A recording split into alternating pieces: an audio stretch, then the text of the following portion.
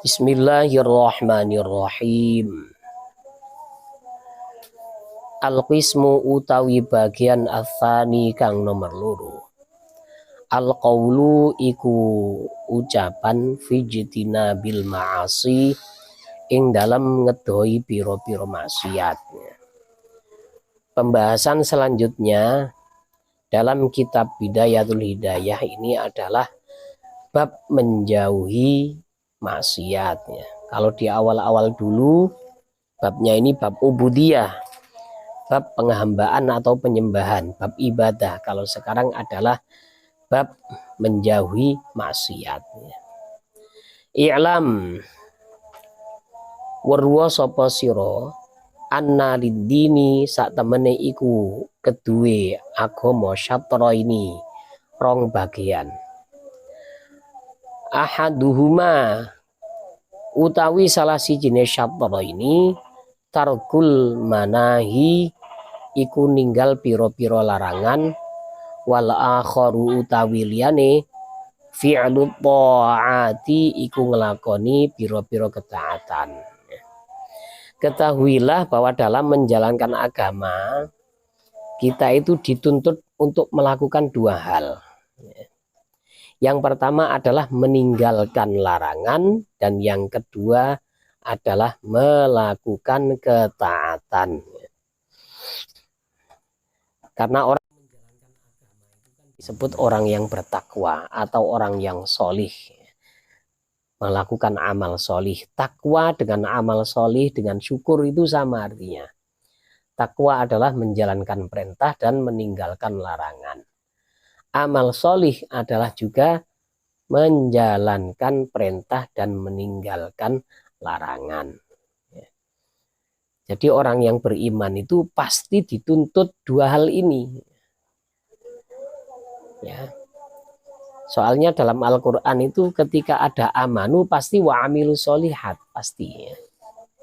Innalladzina amanu wa amilu solihati itu sering muncul seperti itu. Ya. Karena amal solih itu bukti dari imannya.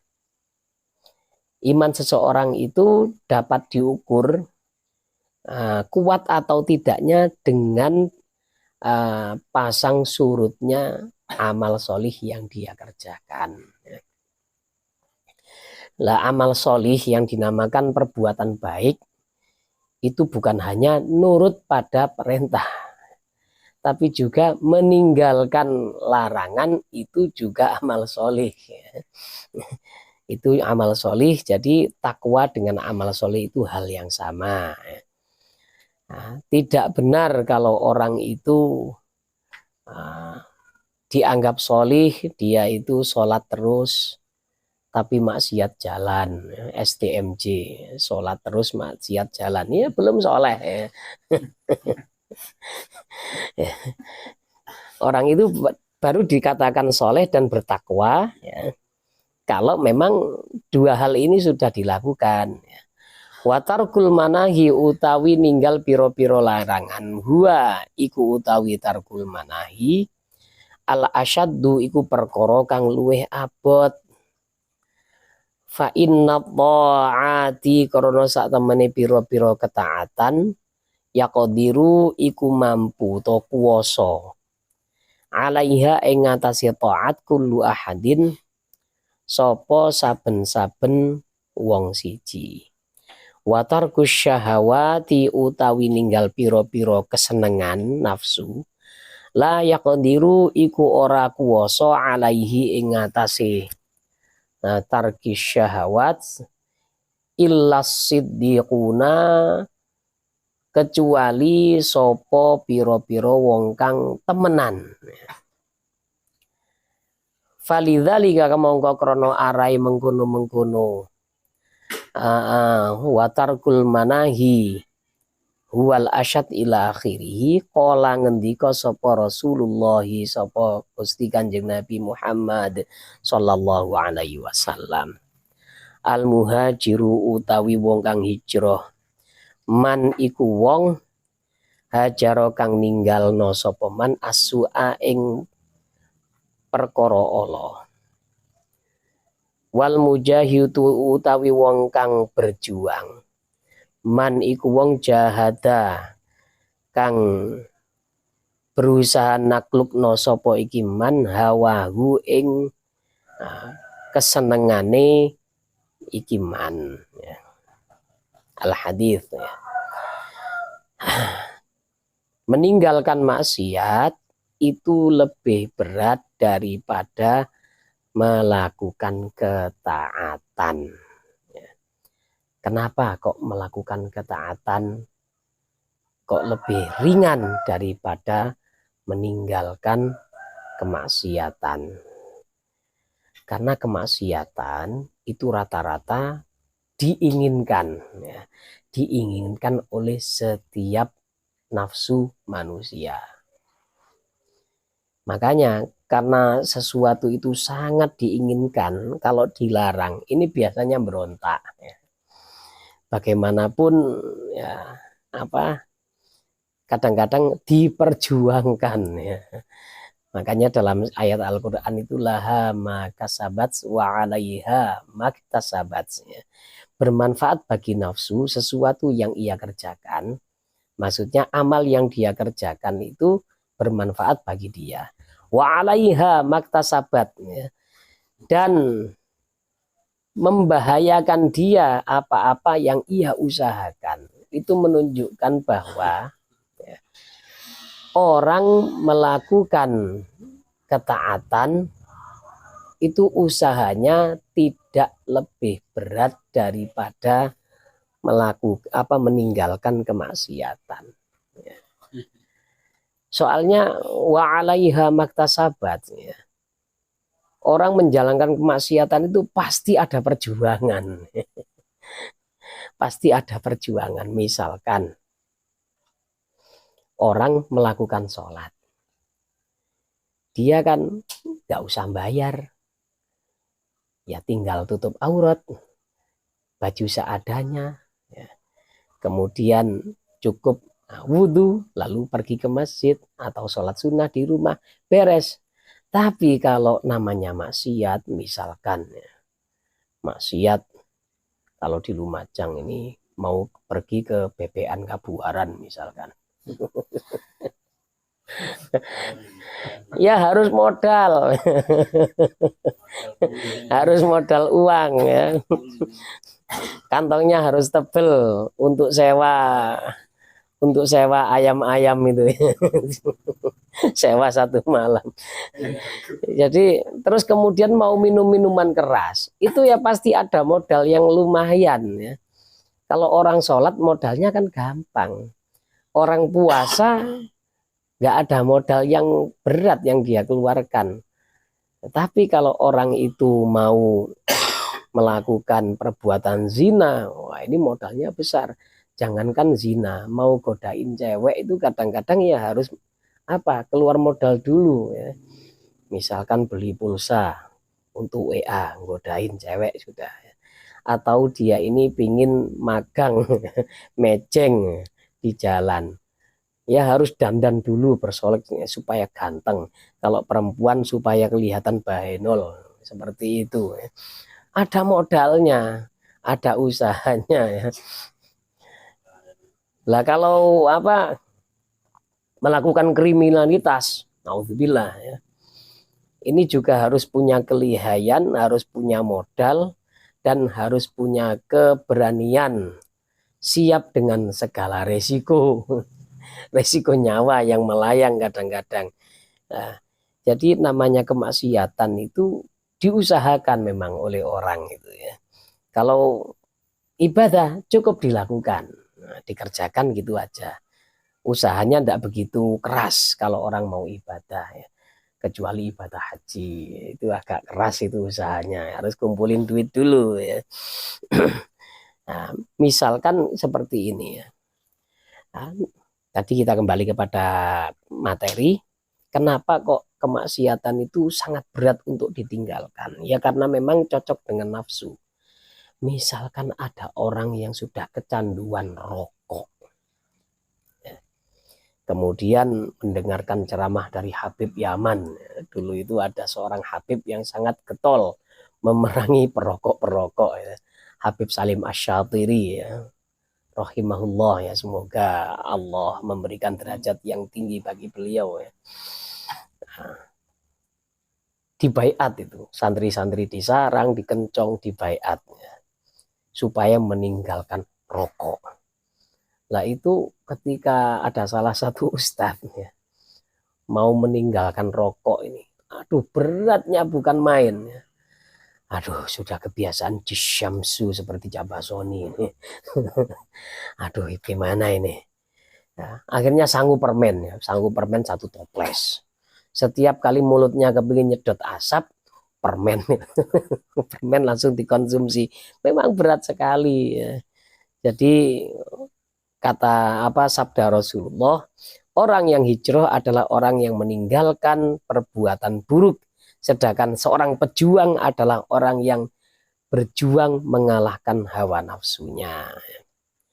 Wa alam lan warwa sira annaka ing sak temene sira innama ta'asi iku angin pemestine durhaka sapa sira Allah ing Allah bijawarihika kelawan piro-piro anggota badan sira wahia hale utawi jawarihuk nikmatun iku kenikmatan minallahi sangking Allah alaika ing atase sira wa amanatun lan titipan ladaika ing dalam sanding sira fasti'anatuka mongko utawi amrih njaluk tulunge sira bi nikmatillahi kelawan kenikmatane Gusti Allah ala maksiatin ing ngatasi ngelakoni kemaksiatan ghayatul kufroni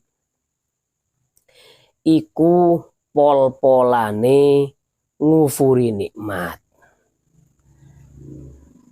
wa khiyanatuka utawi cidra sira utawa pengkhianatan sira fi amanatin ing dalam titipan istaudaa ingkang amrih nitipno ka ing sira ha ing amanah Allahu sapa Allah taala ghayatut tughyani iku pol-polane pembangkangan. Maka dari itu ketahuilah bahwa anggota badan yang kita gunakan untuk bermaksiat kepada Allah sejatinya itu adalah kenikmatan dari Allah. Dan sejatinya itu bukan milik kita, tapi titipan. Jadi bukan hanya harta, istri, anak yang titipan. Anggota badan kita ini semuanya adalah titipan Allah untuk digunakan dengan benar. Ya. Jadi kalau ada orang bermaksiat menggunakan nikmat Allah, maka ini adalah orang yang sungguh sangat keterlaluan. Orang yang berkhianat terhadap amanat yang dititipkan Allah, dia ini adalah orang yang sangat kurang ajar kepada Allah. Misalkan kita ada orang dititipi mobil. Saya titip mobil ini ya kepada Anda. Siap, tolong dijaga baik-baik. Lah mobil yang dititipkan oleh seseorang kepada dia ini kok digunakan untuk kejahatan yang imbasnya kepada yang menitipi. Ini sungguh keterlaluan. Akhirnya mobil itu dibawa, lalu istrinya orang yang menitipi ini dibawa. Kurang ajar. Ini kurang ajar sekali ya. Bukan main, kalau manusia bukan main marahnya. Tapi Allah ya, Allah ini Masya Allah ya. Allah itu Ghaffar ya, sangat memaafkan. Kalau ada seperti itu masih Allah itu masih bisa memaafkan, menahan diri. Nah, Allah itu punya sifat Halim ya, punya nama Halim.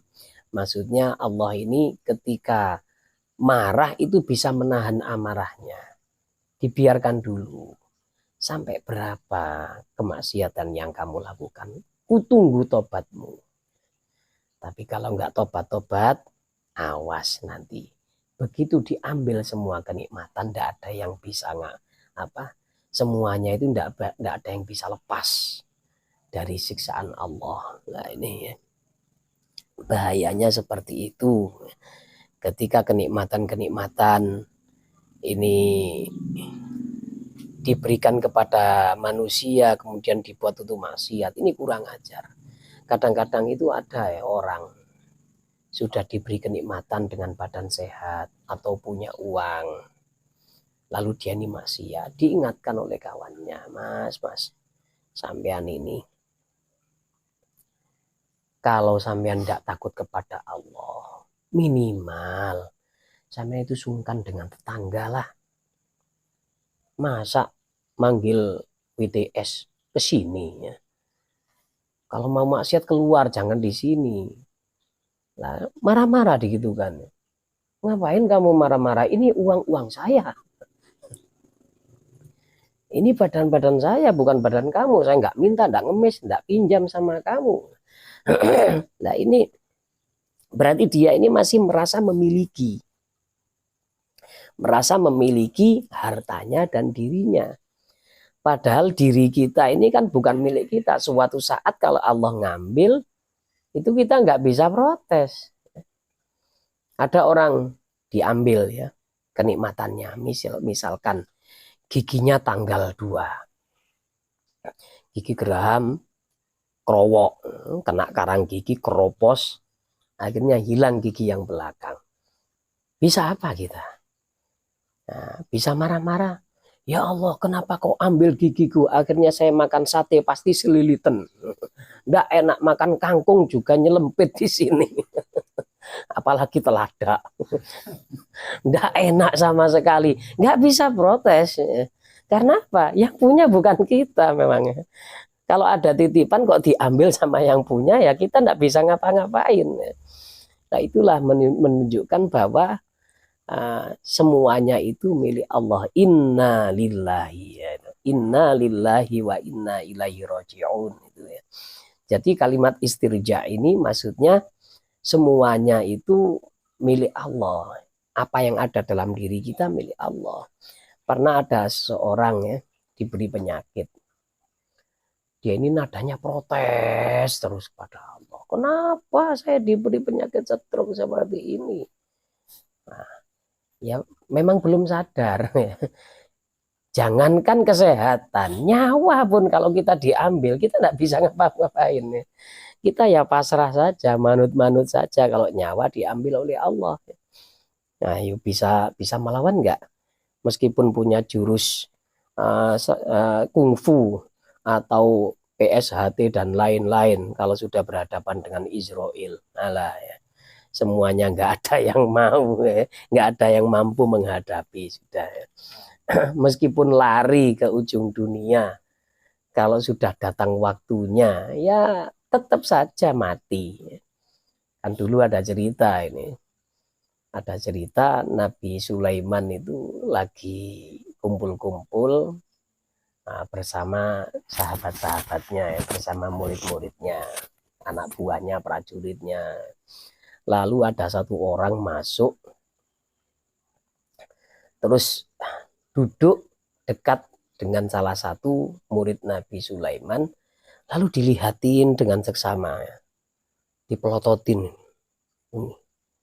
Ya merasa dipelototin orang asing, nggak enak. Ini orang kok bikin saya risih. Nah, setelah itu orangnya keluar. Setelah majelis selesai, orang ini tanya pada Nabi Sulaiman, Nabi, itu tadi siapa? Kok saya dipelototin terus? Oh, itu Israel. Ya Allah, saya mau ngambil nyawa saya. Iya, nyawa kamu mau diambil tadi itu. Kok nakut-nakuti kayak gitu? Namanya juga Israel. Ya Nabi Sulaiman, kalau begitu tolong jauhkan saya dari Israel tadi. Ya wis, langsung pakai kendaraan angin ya. Jadi Nabi Sulaiman itu punya kendaraan angin. Angin ini bertiup mengangkat Nabi Sulaiman kemana saja. Sekarang saya kasih kendaraan, udah terbang ke India. Sampai di sana ternyata Israel sudah di situ. Lah ini datang juga akhirnya ya. Terus dicabut nyawanya. Suatu ketika Israel itu ketemu Nabi Sulaiman. Hei Israel, kamu pada hari ini tak jam sekian kok nakut-nakuti pengikut saya, ini ada apa ini? Pengikut saya takut itu. Kok dipelototin? Ya, saya nggak nakut-nakuti Nabi Sulaiman ya. Kenapa? Saya heran. Loh kok heran? Iya, soalnya dalam catatan buku kematian saya, murid sampean ini mau meninggal 5 menit lagi di India, tapi kok masih ada di sini? Kok masih ada di sini? Lah India dengan Filistin kan jauh ya. Palestina dengan India jauh. Nah, terus akhirnya saya tinggal, saya tunggu di India. Ternyata nggak lewat 5 menit memang datang. Oh iya bener. Ini catatan dari Allah, ini daftarnya bener memang ya. Waiting listnya sudah siap. Jadi ya itu yang harus kita sadari supaya nggak maksiat adalah badan kita, apapun yang kita gunakan, fasilitas yang ada di dunia ini semuanya adalah bukan milik kita. Kalau kita gunakan untuk durhaka kepada yang punya, nah ini sungguh sangat keterlaluan. Fa'a'dha'uka mongko utawi piro-piro anggota badan siro. Ra'ayaka iku piro-piro rakyat siro. Fa'udhur mongko ningalono sapa siro. Kaifa hale kaya apa tara'a mimpin sapa sira ha ing ra'ayak. Fakullukum mongko utawi saben-saben sira kabeh ra'in niku pemimpin.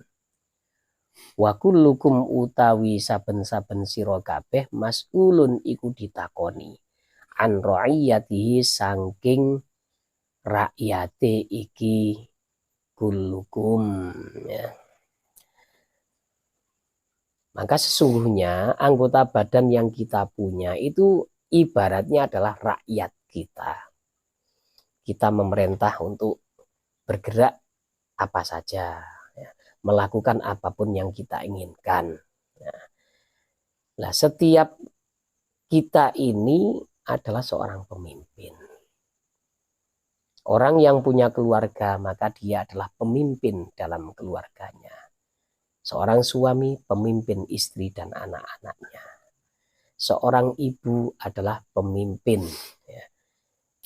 Pemimpin anak-anaknya dan juga punya rakyat yang kepemimpinannya itu juga masalah mengatur harta suaminya.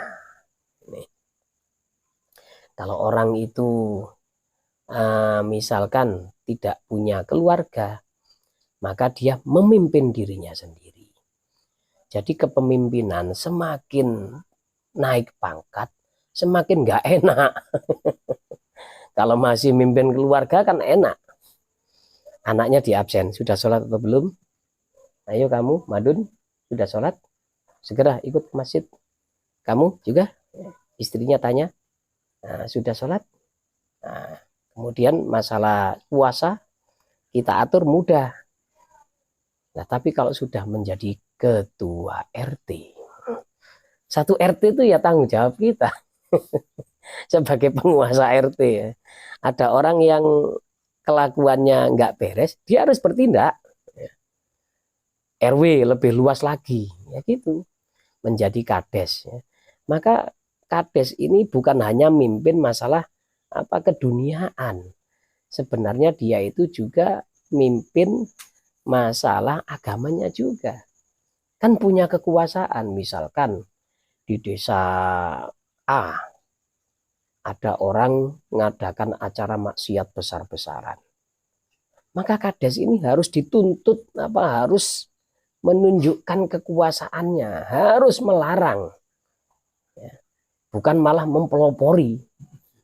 Naudzubillah ya, kalau ada pemerintahan desa sampai mengadakan acara yang meninggalkan sholat, pernah ada di suatu desa itu ya banyak ya di selatan Lumajang situ besar-besaran memang desa makmur ya, desa pembuat emas ya.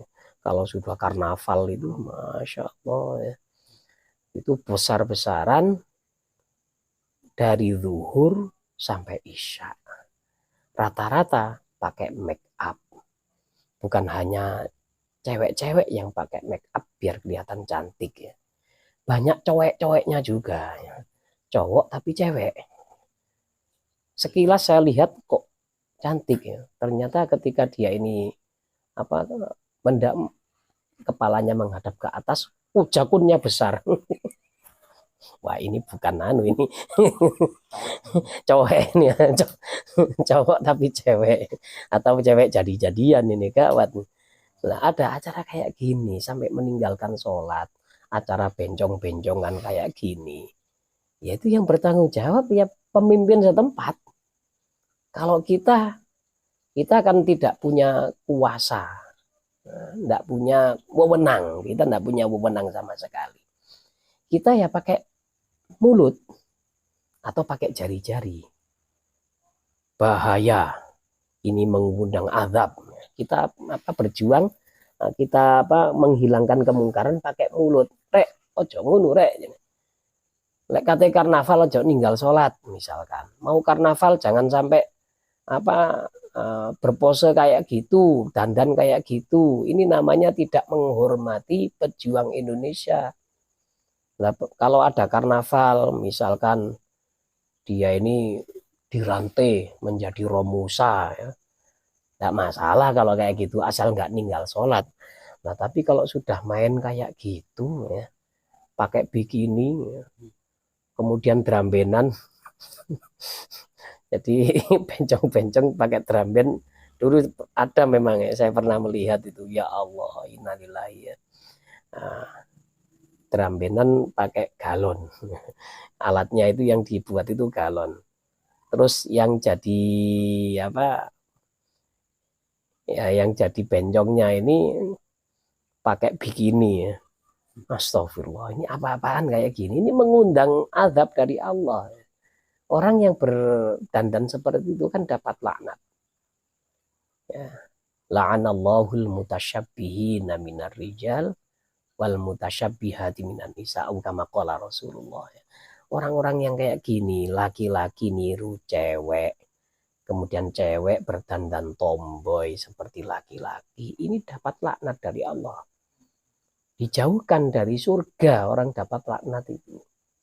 Dijauhkan dari rahmat. Rahmat Allah itu surga. Jadi kalau ada orang yang naudzubillah memang profesinya itu sebagai banci, coba antum amati, pernah nggak dia Jumatan itu? Jawabannya Eke kan meskipun punya pistol tapi berjiwa perempuan. Mana ada Allah salah menaruh roh. Mana ada Allah salah membuat jenis kelamin. Dalamnya ruhnya wanita, luarnya laki-laki, mana ada. Ya kalau sudah punya pistol dengan 2 peluru, 2 peloran ya sudah itu laki-laki. Kalau punya sarung pistolnya berarti dia perempuan gitu aja. Ngapain repot-repot. Jadi orang yang dandan kayak gitu, orang yang berperilaku seperti itu, ya antum amati. Tidak ada yang pernah ke masjid untuk sholat Jumatan. Bahkan ancaman orang yang meninggalkan Jumatan itu kan sangat besar. Ya. 3 kali meninggalkan Jumatan tanpa uzur, dia ini sudah tergolong orang munafik. Masya Allah. Ya. Jadi semakin naik pangkat kepemimpinannya semakin nggak enak. Nah, tambah lagi jadi Pak Camat, waduh, jadi Pak Bupati. Nah, jadi Pak Bupati sekarang ya modalnya besar. Jadi DPR, wah itu juga ya. Sekarang itu modalnya MM-an ya. Nah, Masya Allah, dulu ada anggota DPR ya, tapi sekarang sudah wafat. Yang berjuang gigih menghilangkan karnavalan pada waktu Agustusan itu ada. Ya. Beliau seorang kiai di DPRD Lumajang ini. Pernah suatu ketika memang karnaval itu ketika saya masih ada di Suko ya, sekitar tahun 2005 mungkin itu. Jadi karnavalan itu dimulai jam 7 pagi dan selesai jam 1. Aman kalau gini, sudah tidak meninggalkan sholat lagi. Ini apalagi presiden. Wah, tambah ya. Makanya Sayyidina Umar itu seadil-adilnya pemimpin ya. Beliau itu juga merasakan capek. Kemudian Umar bin Abdul Aziz, Khulafaur Rasyidin kelima. Beliau ini keturunan Sayyidina Umar. Beliau yang menghapus laknat kepada Sayyidina Ali di setiap khutbah. Ya. Dulu kan orang-orang itu yang kontra Sayyidina Ali itu melaknat Sayyidina Ali. La'anallahu aliyan. Pasti ada seperti itu. Kemudian sama Sayyidina Khalifah Umar bin Abdul Aziz diganti selesai khutbah, ibadallah, innallaha ya'muru bil ma'rufi wa yanha 'anil fahsya'i wal munkari wal baghi. Itu ayat di surat An-Nahl itu yang dibaca akhirnya. Memang di setiap 100 tahun itu Allah pasti mengutus ya, pasti mentakdirkan ada salah satu mujaddid yang memperbarui agama, menegakkan sunnah dan menghilangkan kebid'ahan. Pada waktu itu yang pertama adalah Sayyidina Umar bin Abdul Aziz. Nah, beliau ini menghilangkan kebid'ahan berupa pelaknatan kepada Sayyidina Ali. Beliau memimpin singkat, tapi memang makmur ketika Islam dipimpin beliau. Mimpinnya hanya 2 tahun. Ya, beliau mimpin umat Islam pada waktu itu. Nah, ketika dapat 2 tahun, sudah merasa capek. Karena apa? Ya, libur itu hanya 2 kali dalam 1 tahun. Hanya Idul Fitri dengan Idul Adha. Beliau ini tidak memikirkan rakyatnya. Dan ketika beliau ketika beliau itu berhubungan suami istri, ya hanya 2 malam itu sudah. Malam-malam lain nggak kober, kata orang Jawa, nggak sempat sudah. Akhirnya beliau ini datang kepada salah seorang ulama yang terkenal dengan doanya yang mustajab.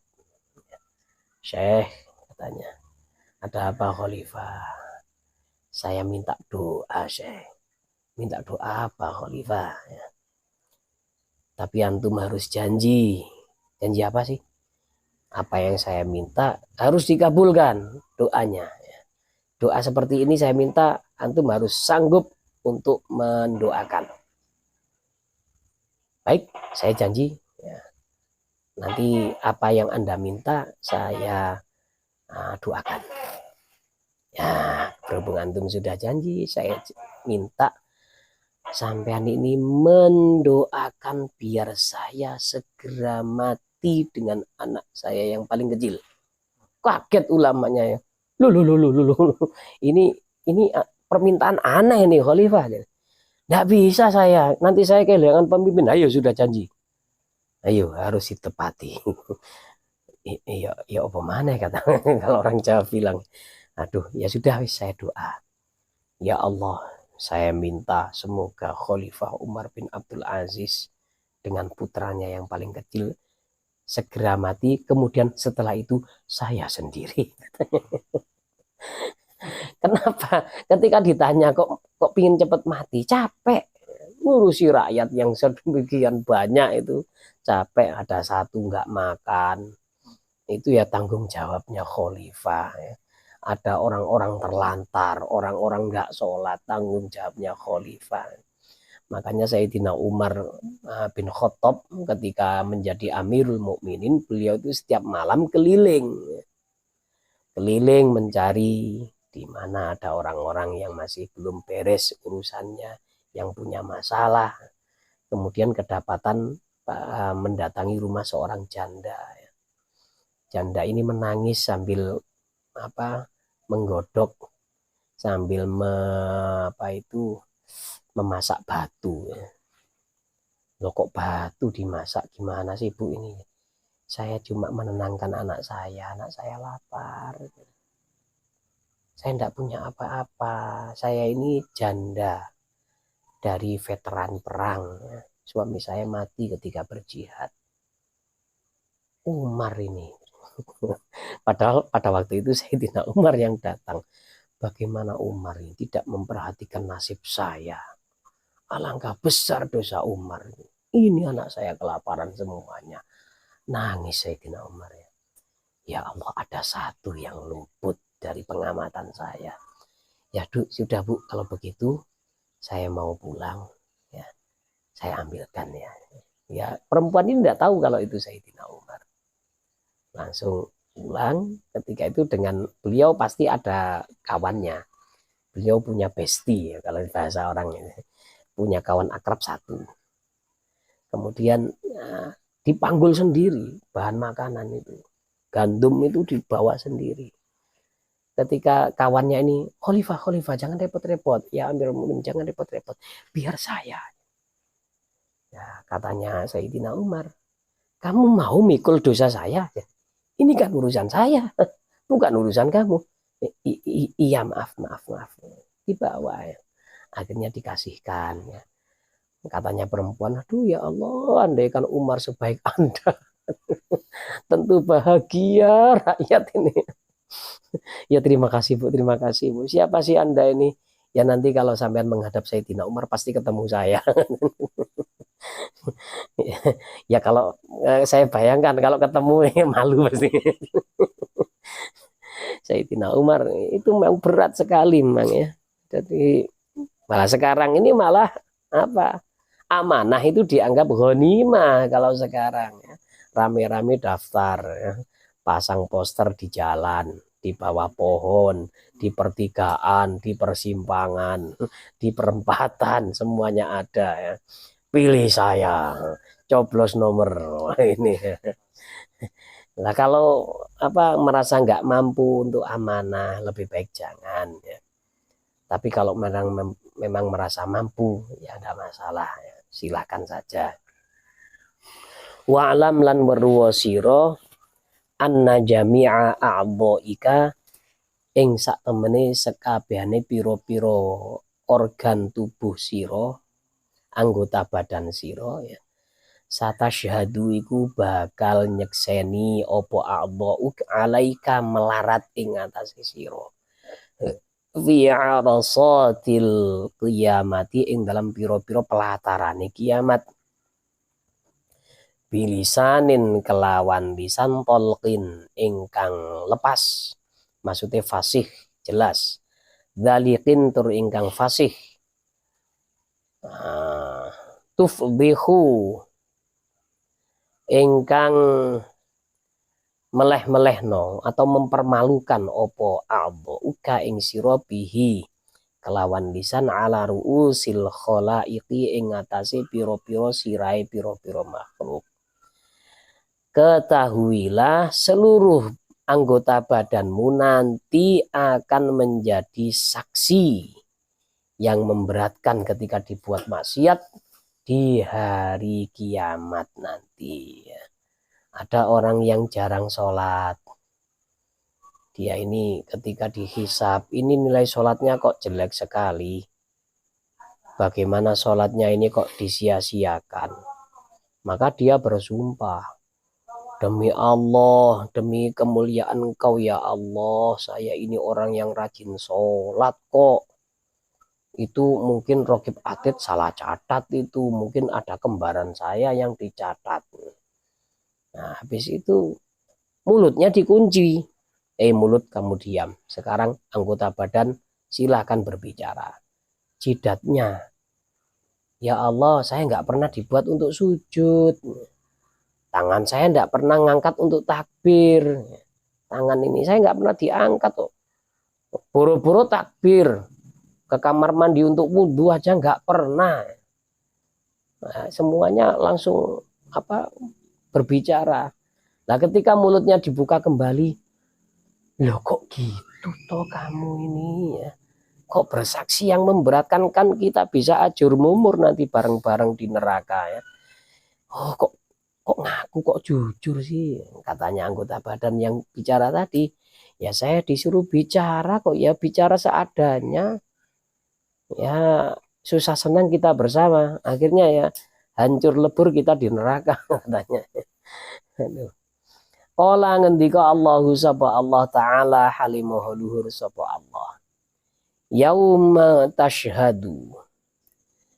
Yauma tashhadu ing dalam dinane yen ing dalam dinane nyekseni alaihim ing ngatasin nas. Alsinatuhum opo piro-piro ilate kinas. Wa aidihim lan piro-piro tangane kinas, wa arjulihim lan piro-piro sikilinas. Bima kelawan perkoro kanu kang ono sapa annas ya maluna iku padha ngelakoni sapa nas. Ketika itu lidahnya akan bicara, kemudian tangan dan kakinya juga bicara apa yang mereka kerjakan. Wa qala lan ngendika Allahu sapa Allah taala, al yauma nakhtimu ala afwahihim. Al yauma ing dalam dina iki surat Yasin. Nakhtimu ngunci utawa nutup sapa ingsun ala afwahim ing ngatasi pira-pira cangkeme iki. Wong akeh wadu kalimulan ngomongina ing kita. Aidihim opo pira-pira tangane wong akeh wa tasyhadulan nyekseni. Arjuluhum opo pira-pira sikile iki wong akeh bima kelawan perkara kanu kang ana sapa wong akeh yaksibuna iku padha ngelakoni, padha mergawe sapa iki wong akeh. Nah, ini ada 2 ayat dari Allah Subhanahu wa taala di hari ini, kata Allah. Di hari kiamat kami mengunci mulut-mulut mereka. Dan yang berbicara kepada kami adalah tangan-tangan. Dan yang bersaksi adalah kaki-kaki. Tentang apa yang mereka kerjakan. Masya Allah, ini sangat menakutkan sekali ya. Bahkan kalau kita lihat dari keterangan-keterangan yang lain, dari hadis-hadis ya, bukan hanya anggota badan yang akan bersaksi. Tempat yang dijadikan maksiat pun ikut ngomong. Tempat, jadi kita itu diusahakan ya supaya menambah tempat ibadah. Kalau kita sholat di sebuah masjid, maka jangan di satu tempat. Kalau bisa seluruh tempat yang ada di dalam masjid kecuali kamar mandi WC itu kita buat sholat. Kemudian kita perbanyak masjid-masjid yang kita singgahi. Nah, kalau masjid antara Lumajang sampai Kencong itu insya Allah saya pernah singgah semuanya. Kecuali masjid yang ada di Jalan Barito. Jalan Barito itu setelah P3 itu kan ada ya, jalan ke utara itu. Nanti tembus di timurnya alun-alun, perempatan timurnya alun-alun yang ada lampu merahnya situ. Di situ ada masjid yang bukan golongan kita. Kalau kita ke situ langsung dipel itu masjidnya. Gitu. Saya enggak pernah ke situ. Semuanya pernah saya singgahi, alhamdulillah ya. Nah, ini nanti bersaksi juga. Masya Allah, Cak Basoni ini pernah sholat di sini. Waduh, Cak Basoni pernah ada di pojokan sini. Ini tempat saya, masih bau ini, masih ada baunya Cak Basoni di sini. Masih anget katanya. Nah, jadi nanti biar saksinya tambah banyak, tambah menguntungkan kita. Nah, kalau maksiat kalau bisa jangan. Andai kan kok terpaksa, ya lebih baik satu tempat. Biar saksinya cuma satu ya. Lah kalau orang itu bertaubat, maka seluruh tempat-tempat yang dulunya dijadikan maksiat itu akan dibuat lupa dengan kemaksiatan yang dikerjakan. Hai kamu, WC umum misalkan, pernah nggak dibuat mojok sama si Fulan ini untuk melihat barang-barang yang tidak benar ya? Saya lupa Allah itu nanti ya.